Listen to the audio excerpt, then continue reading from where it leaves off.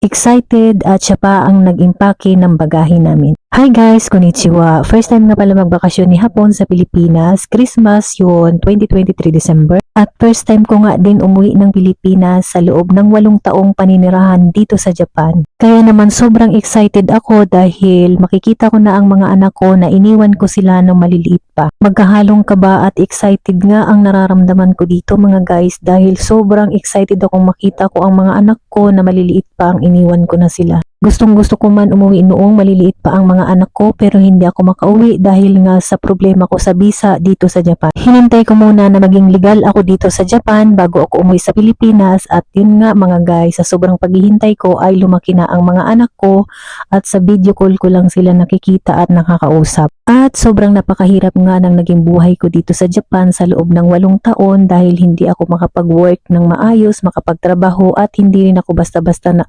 nakakalabas ng bahay. At nang makilala ko nga si Hapon ay nagkaroon ng solusyon ng aking problema dito sa Japan. At mga guys, kami nga ni Hapon ay pareho kaming excited umuwi ng Pilipinas. Excited ako dahil gusto kong makita ang mga anak ko. Si Hapon naman, ang sabi niya na excited daw siya dahil first time niya mag-tour o bumisita sa Pilipinas. At mga guys, first time naming dalawa sumakay ng airline ng Japan, ang ANA Airline. Napakaganda niyang sakyan mga guys. Sobrang malinis, maluwag at masarap din ang pagkain nila. Umuwi nga pala kami ng Pilipinas ay December 2023 pero nagpabook si Hapon. July pa lang nagpabook na siya para daw mas maaga, mas mura ang babayaran sa ticket. Sinundo nga pala kami dito ng mga anak ko at ang makita ko nga sila mga guys, sobrang excited ako. Sobrang higpit ng yakap ko sa mga anak ko mga guys dahil 8 years ko silang hindi nayakap. At pagkatapos ay kumain muna kami sa restaurant bago umuwi ng bahay.